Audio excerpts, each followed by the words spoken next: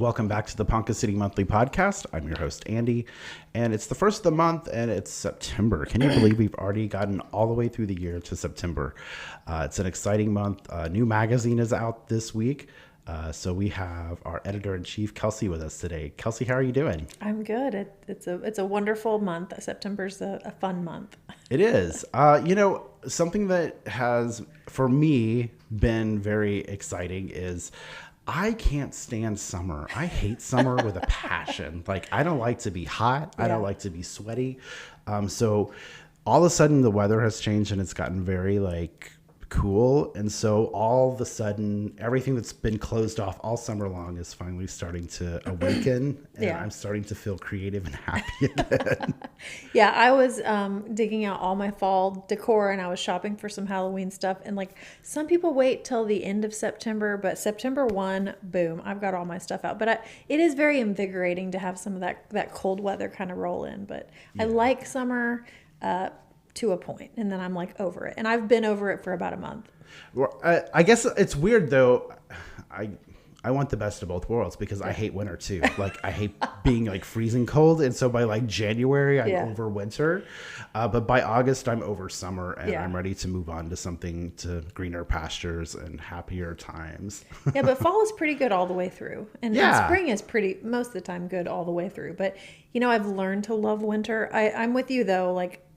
February winter is different than January winter. Sure. But I do appreciate the ability to kind of hibernate during winter and regroup and do some cleaning and things. But yeah.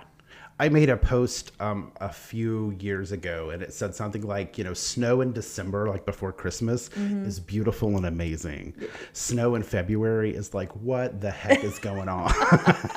It's really true. It's just annoying at that point. But luckily, the work that we do, we can work remotely and we don't have to venture out. But some people have to go and work in it. Which is why I feel bad whenever I complain about the weather because I'm just my friend Brandy, she works at the Canned Gardens. Yes, yeah. And she's out in the heat all the time. So I feel really bad when I'm having a bad day. Man, I can't put words together. I know. Pity party for us, but yeah, definitely. Yeah. Something that happens to me in the fall, and part of it has to do, it's a twofold thing. I like to travel in the fall because school's in session, and I don't have to deal with kids because I'm not a big fan of kids, especially when I'm traveling. But yeah, so for me, it's about time to get to travel season. You've got some traveling coming up. I do.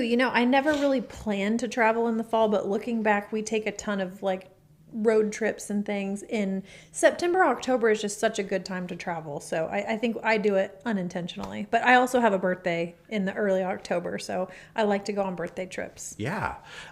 For me, I don't know. I have this vivid memory. Whenever I was growing up, we were the take road trip kind of families. Even if we were going to New York, we would drive. It wasn't something that we just hopped on a plane for. I don't know why. But being in the car in summer, I just hate it. It's pretty bad. It's pretty rough. When you, even though you have the air conditioner going and it's full blast and you're there, it's still just as hot and it's gross. Well, I think it's you're in the car in the air conditioning and then you have to go, if you stop to get gas and it's boom, 100 degree.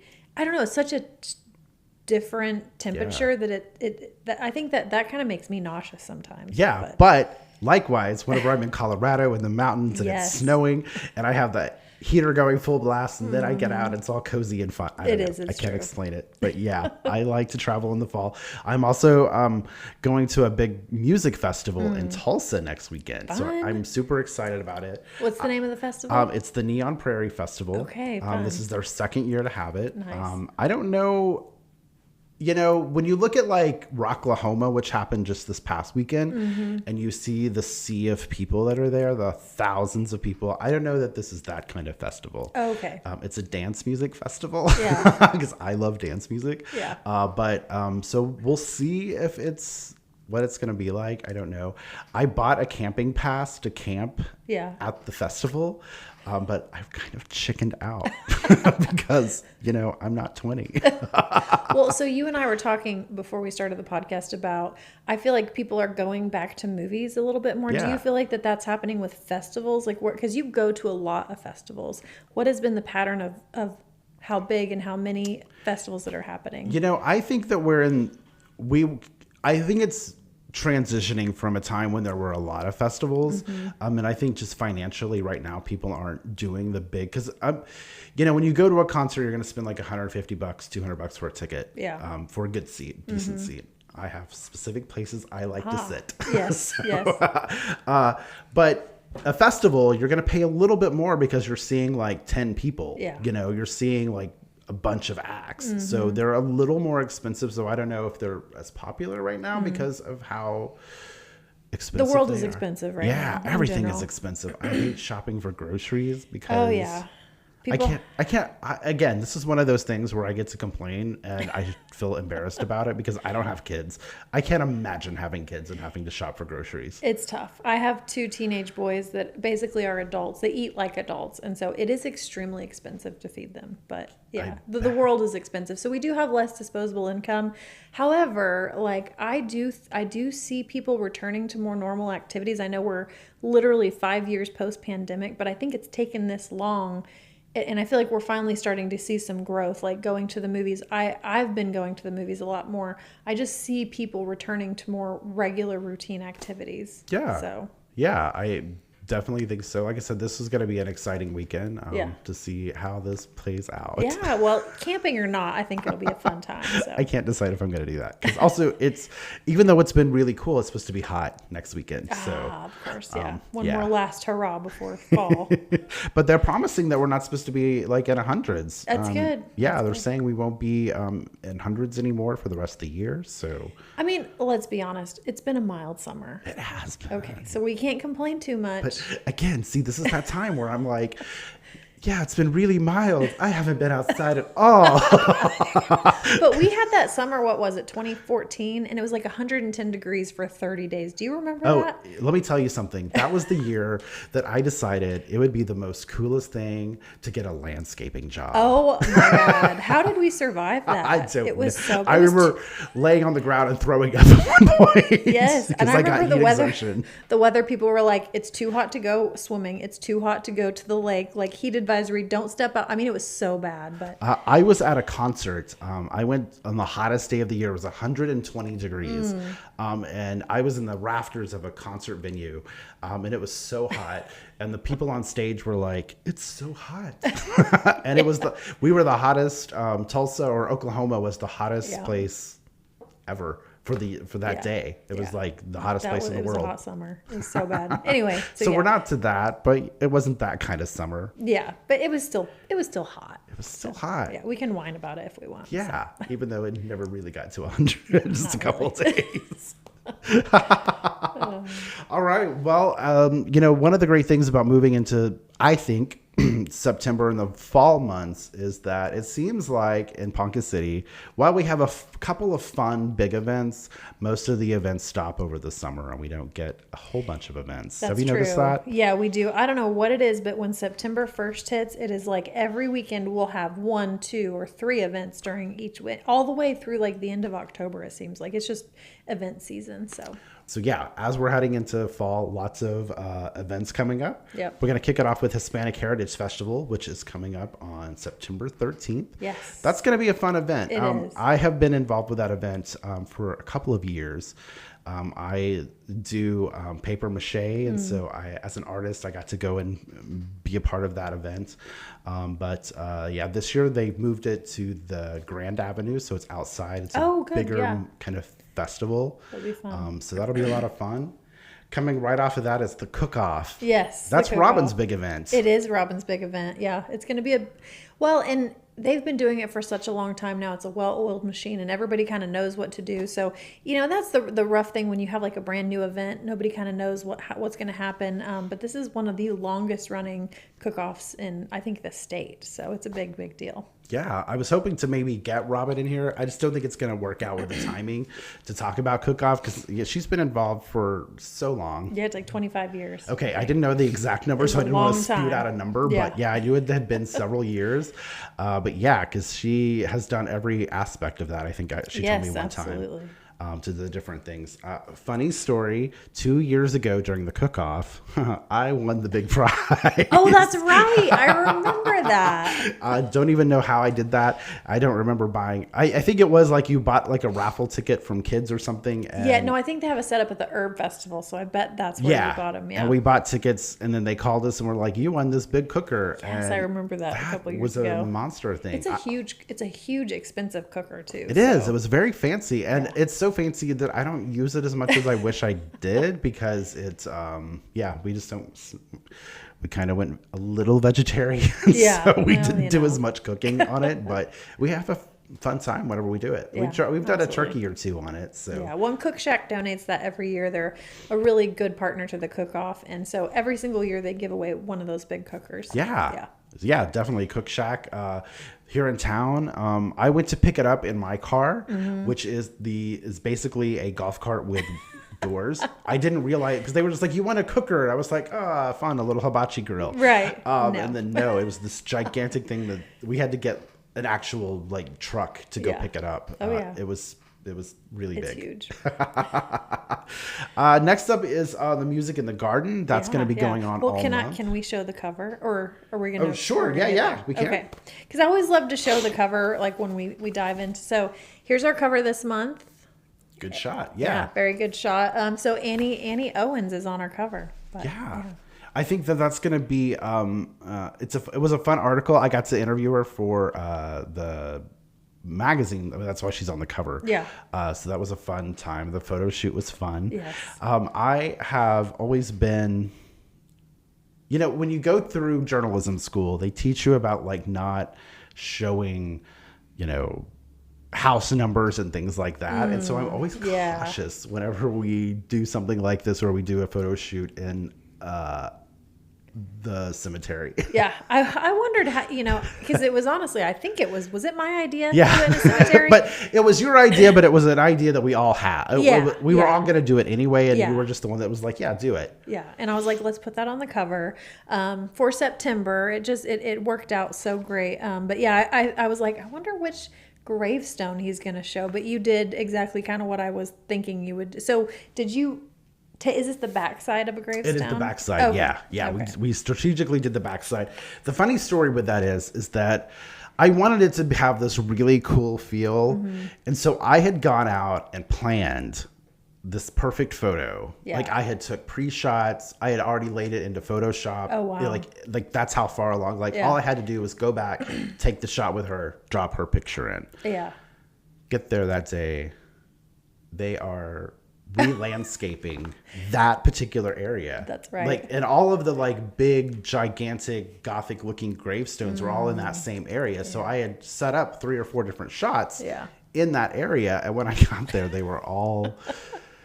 Like they were literally mowing and weed eating, and there was like 20 people, and so it was like there was no way we could do the photo there. So this was just, I was like, well, let's walk over here. And speaking of summer, like, didn't you say this was like 100-degree day? Like it was so hot this day. It was hot. So here's the funny story. So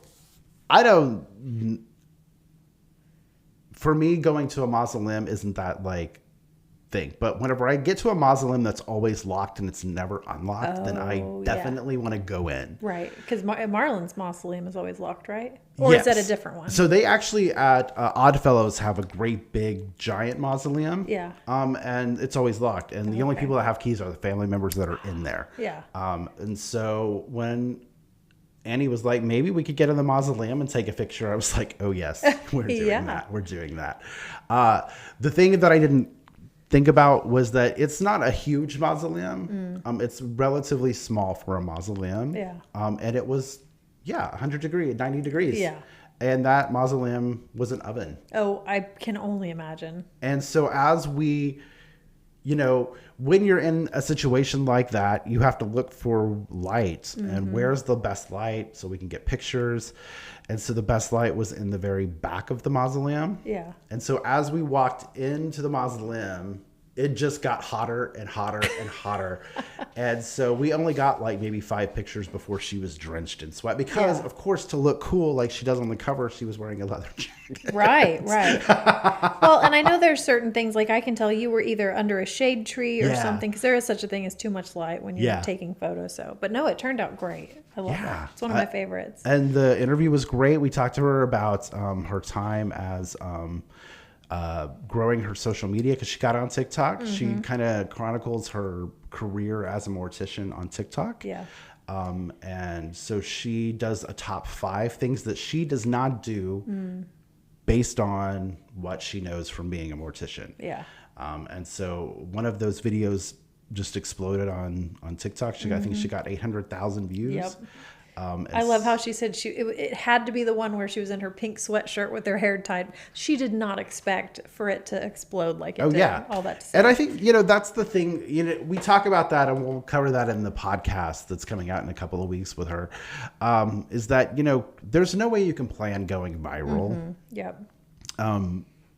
In the years that I've done it, in the years you've done it, it just happens. It does. You think that this one thing you're going to put out is just something that it's just another, because you get in this habit of just, you're posting because you need to get stuff out and content's out. And then all of a sudden, oh my gosh, it's gotten 300,000 views. Oh my gosh, it's the weirdest feeling. Yeah. So we talked about that, she was just wearing her, just an average day, just whatever she was wearing, she made the video, and then boom, she wakes up to 500,000 views. Yeah. Such a weird phenomenon in today's day and age, but yes. Happens. You've gone viral? Well, with Rivershire, so that whole thing. For those who don't know, my husband owns an RV park, Rivershire RV, and we had a moment back May of last year where we went from like 0 followers to, I don't remember how, it was like 141,000 shares in a matter of hours. It was insanity. So it was great. It's kind of a weird feeling because all of a sudden you realize that there's this many people in the world and they're looking at you. Yes. And then you feel, did you feel like the next post you made had to be really spectacular? Yeah. Or did you just be like, oh, well, that's how it happens? Well, I kind of live in the social media world. Sure. And so for my husband, I think it was more weird for him because the post was about him and he just doesn't live in that world. He's very introverted. And I kept telling him like, hey, we need to create some more content, But for us, it kind of tapered off, but it really got the word out. It did what it needed to do. But for someone like Annie Owens, it's just a very authentic perception of who she is. And I hope she continues her videos because going viral can be overwhelming. And I know some people go viral and then it's like too much because you do get the negative comments. Yeah. And I will tell you, that's something that happened when we went viral is we did have some haters, and it's a very fine balance. Overexposure is a thing. So yeah, I have lucked out that everything that I've posted that's been like virally has all been nothing to do with me that's personally. Handy. And so it's always somebody else that I'm posting on behalf of. Yes, and, for sure. That goes down.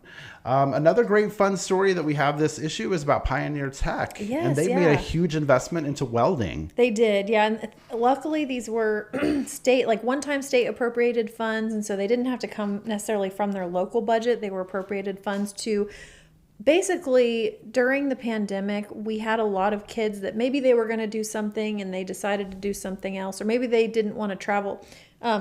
But we've had this shortage of trades like skilled labor, plumbers and electricians. But this one was specifically for welders. And so they were able to take the funds and apply it to a program where they had a long waiting list. Well, here in Ponca City, we have a lot of businesses that they're in constant need of welders and fabricators. So they put $1.8 million into their welding facility, completely redid it. And one of my favorite takeaways from the program is that they were actually able to take it from a daytime only program to now they have a full-time evening program. So if you have a full-time job, you're not available to go to classes in the daytime, you can now go in the evening, which is a huge service for our local community. Nice. So. And, this may be a controversial subject, but, we personally have seen in the last year what AI has done to our creative fields and our digital fields that everybody was flocking to. And now all of a sudden we're seeing this kind of lapse into saying, hey, jobs like welding Yeah. are guaranteed not to They are. flatline because of AI. Yeah, not for a while. I mean, Not for a while. I do think there will be a point in the distant future when we're going to have more humanoid robots. I think we're 20 years, 30 years away from that. But as of right now, any type of physical skilled labor, I think, I have 2 children that are college age, kind of getting into those professions. My older son is going into a medical field. And so like we are going to need medical workers. We are going to need people to go in person and to take care of people. That's the type of stuff that AI can't do. But if you have a desk job, if you work all day on a computer, yeah, it's at risk for sure. It's a weird world we're living in, but It very much is. Yeah. And I think we're just going to see that expand a little more. I don't know. Yeah. I don't know how to explain that, but I think it's going to be kind of a new territory. Absolutely. And I think people with those kind of job sets that are welders, plumbers, stuff like that, they'll be hanging in there a little bit longer than us graphic designers. Very in demand. So that's good.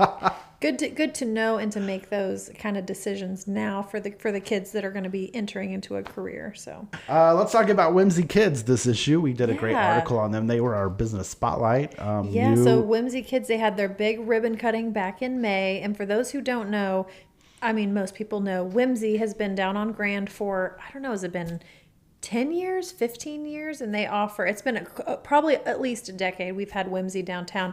So now we have Whimsy Kids, which is basically an expansion of their business model. For those that don't know, the Opportunity Center is the owner of all the Whimsy stores, and they give IDD, which is clientele that have intellectual and developmental disabilities. And so they're able to give them career opportunities through their stores so that their clients can continue to work and continue to earn money. So that's what Whimsy Kids is. Nice. It's a great kids store. You can go get kids clothes, kids toys, things like that. A lot of fun kids stuff. Yeah. Yeah, kids and babies. Kids they and got babies. both. Yeah. So if and it's just part of that thing of where we're seeing more businesses coming downtown and starting to develop downtown. So it's exciting to have them here. Yeah, it is. It is. So we also have a fun story about the high school. The school's starting back. They kicked off. And it was just sort of about that time that we needed stories. And so they have a brand new PR person, right? They do. Is she PR or is she like... I think she's I wrote it down. Public Information Coordinator. Yes, Public Information Coordinator. So she does all the press releases and things, and we had a little extra space in the magazine, and so I called up the superintendent and I said, hey, do you have any stories from the high school? School's starting. September's a big month for the school. And he said, actually, we just hired our new Public Information Coordinator, and she starts today. And he said, when do you need the article? And I'm like, tomorrow would be ideal. So maybe it was a group effort. I don't know if they put it all on her shoulders, or maybe they did. But it was a great opportunity for them, and it was a great article. A fantastic article. I thought it was a really cute article. Lots of cute pictures, stuff like that. I always like those kind of pictures. But yeah, great back to school piece for her. Yeah, absolutely. For us. We also have, like we talked about, Hispanic Heritage Festival coming up on September 13th. Yeah. That's going to be exciting. Edgar Cruz is going to be coming. I have been a fan of his for a really long time. He's an Oklahoma guitarist. He is world renowned. And so it's really cool to get to have him here. Whenever I move, in Tulsa, we have the Day of the Dead Festival. It's a big festival that we have every year. And so when I moved here, we didn't have any type of festival like that. And so I was asking around, and I did a couple of art classes where I did paper mache. Yeah, I remember that. And we did Day of the Dead stuff. And at that, I went in to get Edgar Cruz to come. And so I'm that's right. I do remember that. I tried very hard to get him to come, but he's not like somebody you could just pick up the phone and call and be like, hey, can you come down? So it's really exciting that they got him to come in. And then they also have the ballet Folklora.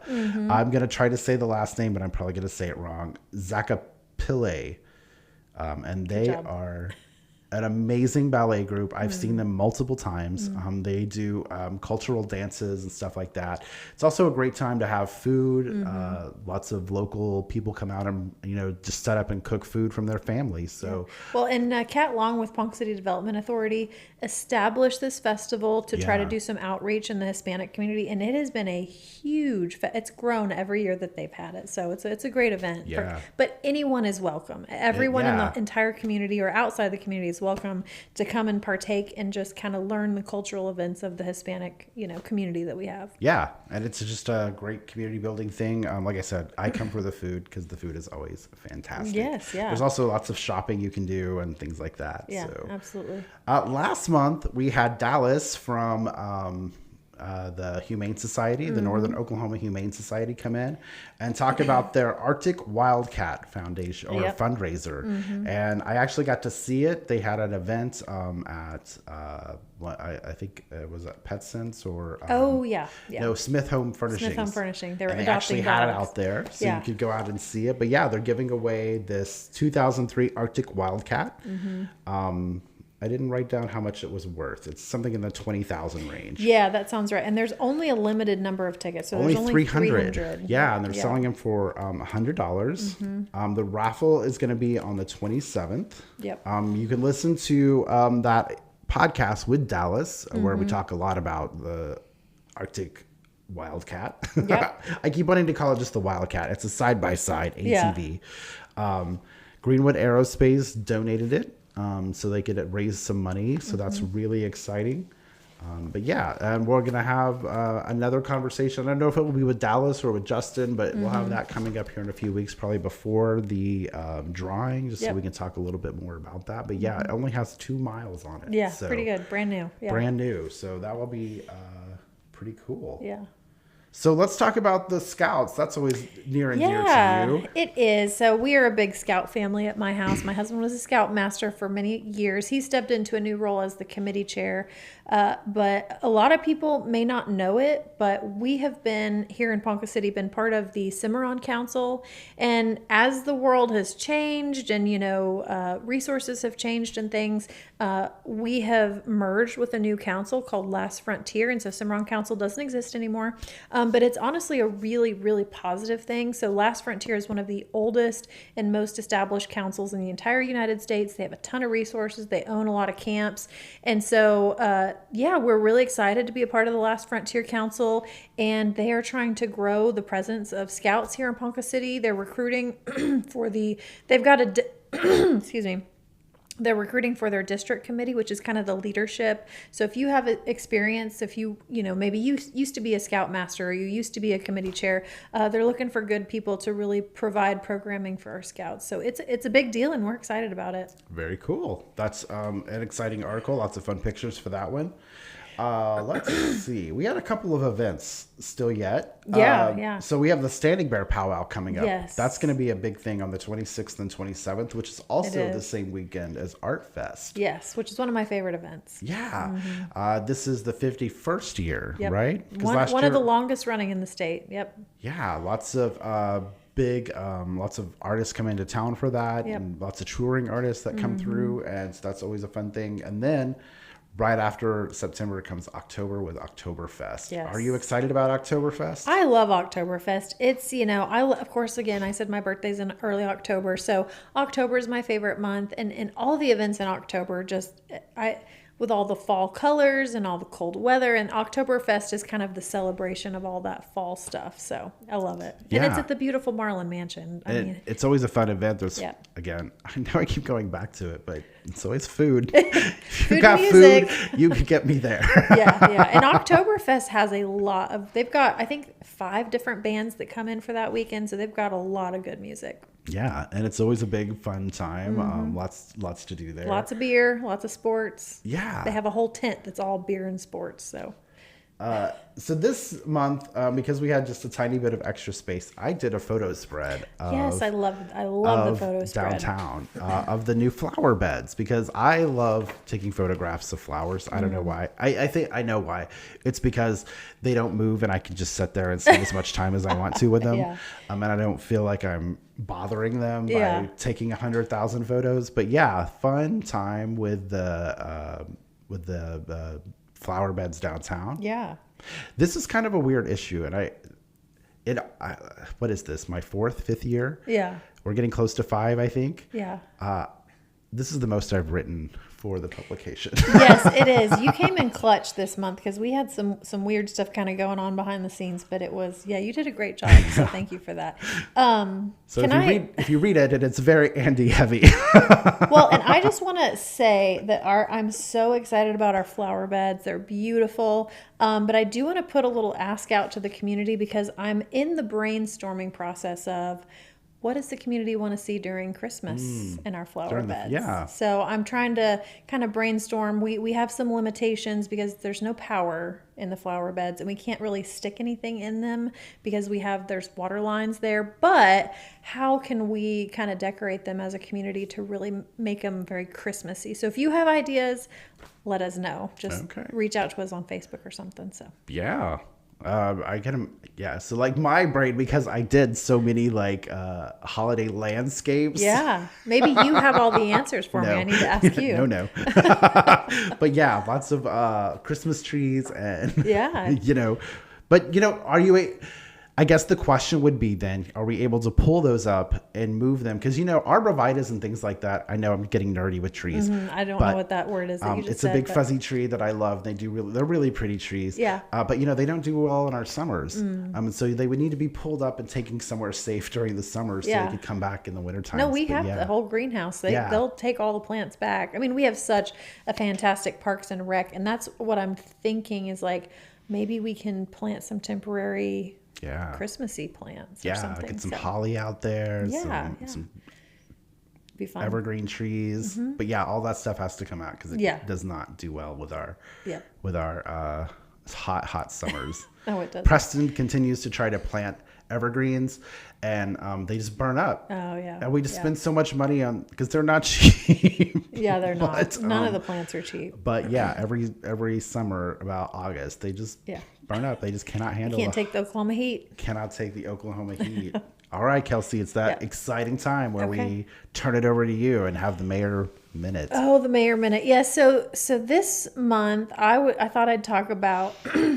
First of all, I feel like one of the things I really strive to be is like a mayor of the people. And so I do ask the community's input on stuff. It matters to me. It has value to me. But it's also one of those be careful what you wish for. So I put up a post. Our Ponca City Development Authority put out a survey asking what does the community want to see as far as retail and restaurants and kind of. My favorite is when people say just here for the comments because it was a very wide-ranging, broad array of different comments. But we got a lot of good feedback. And here's the thing. We are a free market system. I cannot decide what stores come in and what stores don't come in. I mean, I can't. People like to say, don't let any more car washes in. Guys, this is America. It's for if you have a car wash person that buys property, they can put a car wash in. I cannot stop that as mayor. We do have zoning that restricts different businesses to only be in certain areas so that it doesn't bother residential. I mean, you can't have industrial people put in a manufacturing plant in a residential neighborhood. But what we can do is that we as a city can recruit certain businesses, recruit certain retail establishment and try to get them to come to Ponca City. So that was really what I was asking. We had some people that said, you should be recruiting manufacturing. Well, we heavily recruit manufacturing and we have for 30 years, but it's this balance of it's difficult to recruit manufacturing if you don't have housing, if you don't have the restaurants that their workers want to live in a town with certain restaurants. So it's really about getting a balance of those things. And so that was why I put that post out to kind of gauge the community of, what kind of restaurants do you want? So we got some great information, and I will say that survey is going to be open until September the 8th. So if you haven't seen it yet, you can go to Kelsey Wagner, the mayor page, and you can fill it out. So it was a lot of fun. It's also available on the Ponca City Development Authority page, right? Yep. So you can go to either one of those. Yeah, I thought that was a really interesting survey. One of the things that I think, and it's a double-edged sword, because while I definitely think there needs to be one, I don't think it would be successful. And that is a men's clothing store. So we actually really do need a men's clothing store. I get that feedback all the time. But it's difficult to have a men's only clothing store, so maybe it could be something where there are more stores that maybe offer men's clothing. But I know Bell's has got some decent men's clothing. So if you haven't looked there, maybe check that out. But my husband is a big, he likes to shop locally. Obviously, him and I both really, really shop locally as much as we possibly can. But ever since JCPenney's left, that was kind of the only really good department store for men. So that's been a challenge. Yeah. But yeah, and there were some people on there, would I love to have a Target in Ponca City? I mean, everybody would love that. But these national retail brands have very specific population requirements, demographics requirements, traffic count requirements. And so it's like getting that perfect matchup of what works with our community demographics, what does the community want to be brought in, and what can the community support. So for example, the Icon Cinemas, which if you go and they're making a lot of progress. I'm told November is still the time frame. That was a perfect matchup of what can the community support, what do we need right now, what kind of fills that space. It used to be a theater. So that's the kind of stuff we're looking for. Nice. So we talked about this a long time ago, but there's like fun little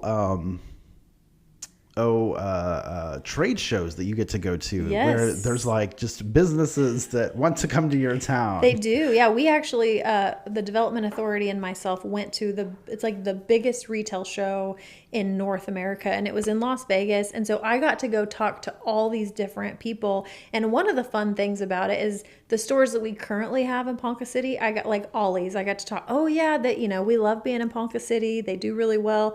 Starbucks, I got to talk to all the people that already have a store here in Ponca City, but I also got to go meet with some people that don't have a store, and they're like, oh, we've been looking at Ponca City for a long time. We'd love to be there. So I'm not going to give out any specific brands because I don't want to get your hopes up. But I will say there are some people that are looking really hard at Ponca City, and they see our growth in the housing. They see our growth, what we're doing, but we've been diversifying our industry now for about 20 years. So, and I think they see the huge potential here. So stay tuned. I hope to have some big announcements in the next couple of years. So, but it takes time. Yeah. What would you say is the timeline from the time that you get the idea that Whataburger should be in Ponca City? How long does it actually take? It really depends on what's happening. So there could be a parcel of land, and I would say the biggest challenge is does that owner of the land want to develop it, or are they someone that's kind of holding out? Do they have any incentive? So we have, whether it's a building owner, a landowner, whatever, and this could be for housing or for retail. And if that owner is looking for something to develop, it can go very, very quickly. I mean, it can go within a matter of months. But if you have, maybe it's a prime real estate spot and the owner's not interested, you could be talking about a 5-year development. So it just depends. Just really depends on what's going on locally. Yeah. And then you have market conditions and interest rate conditions and construction costs. And, so right now the big thing when we went to Las Vegas was the tariffs. So there were a lot of people that were, a lot of retail stores that were kind of hesitant to sign any letters of intent because they didn't know how much are their costs going to be to get the goods in the store. So I think that's relaxed a little bit. Some of the feedback I've got is that people have a little bit more, some of the tariffs haven't been as bad as they thought they would be. And so anyway, I think things are starting to move along again, which is great. All right, Kelsey. Well, it's been fun. Anything else that we feel like we need to cover? No, I think we covered it. The magazines are out on the newsstands now, and so go grab your copy. Yeah. So we'll be back next. We'll be back with Kelsey next month, but we'll be back next week with I believe next week is Annie Owen, but we'll be back with her to talk about Yeah. her going TikTok viral. And it's weird because we record things out of sequence. Yeah, So yeah. Annie's not my next interview because I interviewed her months ago. Yeah. But that's how we got her in the magazine. But yeah, so we'll be back next week. But you'll be back with us next month. Yep. So thank you guys for joining us.